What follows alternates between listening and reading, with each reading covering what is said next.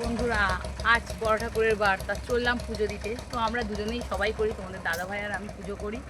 তো দেখো এই যে চললাম সব কিছু জোগাড় জান্তি করে নিয়ে সোনারপুর খুড়িগাছি মন্দির। আমি জানি আমার খুড়িগাছির ওখানে অনেক বান্ধবী আছে, তো বিশেষ করে আছে লতা। তো লতা, তুমি যদি দেখে থাকো ভিডিওটা, আসতে পারো, তোমার সাথে তাহলে আমার দেখা হয়ে যাবে।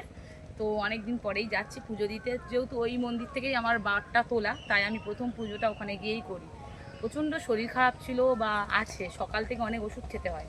তারপরেও তোমার দাদাভাই বললো যে পুজো করতে হবে না, কিন্তু পুজো সারলে হবে। তো দেখো, সত্যি হয়তো ভগবানের কৃপায় কাল পর্যন্ত উঠতে পারিনি, আজকে দেখো অনেক ভালো আছে, পুজো দিতে চললাম। তো যাই হোক, এইভাবেই শেষ জীবনটা কেটে যাক।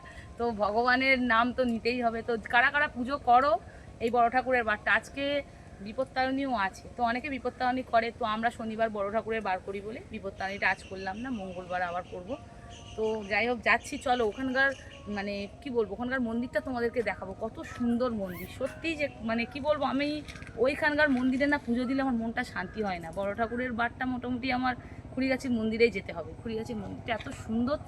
তো চলো ওখানে গিয়ে দেখাবো। চলে এসেছি মন্দিরে। তো মন্দিরে এসেই দেখি পুজো আরম্ভ হয়ে গিয়েছে। তো আমিও তাড়াহুড়ো করে পুজোয় বসে গিয়েছিলাম।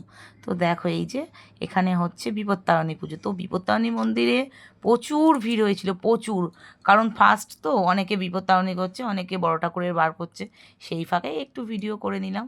তো আমার ছুটকি গিয়েছিল আমার সঙ্গে, তো একটু ভিডিও বানিয়ে দিয়েছিল। তো দেখো বন্ধুরা, কত সুন্দর মন্দিরটার, প্রচুর ভিড় হয়েছিল আজকে। দেখো আজ বিপত্তারিণী পুজো, তো তাই খুব ভিড় হয়েছিল। তো যাই হোক, খুড়িগাছির আন্ডারে যারা আছো সবাই তো চেনো মন্দিরটা, তাদেরকে আর চেনানোর কিছু নেই। তো জায়গাটা প্রচণ্ড ভালো। আর যারা আমার আশেপাশে দেখছো বন্ধুরা, তারা মানে নেক্সট বারে যে মঙ্গলবারের পুজোটা, তারা কিন্তু একবার যেতে পারো এই মন্দিরটায়। সত্যি খুবই সুন্দর। আর ফাঁকায় মানে কী বলবো, এত বড় এরিয়া, তো খুব সুন্দর লাগে পুজোটা করতে। তো বাবা মার সাথে আমিও বাইরে বেরিয়ে গিয়েছিলাম। ফাইনালি বাড়ি চলে এসেছি। পুজো করে ফাইনালি বাড়ি চলে আসছি।